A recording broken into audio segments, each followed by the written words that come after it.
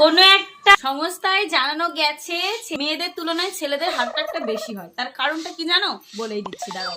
কারণটা হচ্ছে ছেলেদের মনের ভিতর মা বাবা ভাই বোন আত্মীয় স্বজন শালি সুবিন্দি, তারপরে বউ ছেলে মেয়ে এতজন থাকে।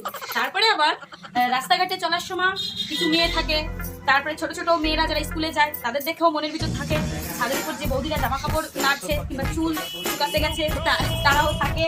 এই করতে করতে ছেলেদের মনের অবস্থাটা বুঝো এতটা মানে বেড়ে যায়। তার জন্য কিন্তু ছেলেদের হার্ট অ্যাটাকটা ওই জন্যই বেশি হয়, মেয়েদের হয় না। মেয়েদের শুধু সংসারটা কি, এই যে একটা ছোট্ট পরি আমার, এই যে পরি, তারপরে আছে বাপার বাড়ির কিছু মানুষ শ্বশুর শাশুড়ি, আর হচ্ছে গিয়ে স্বামী।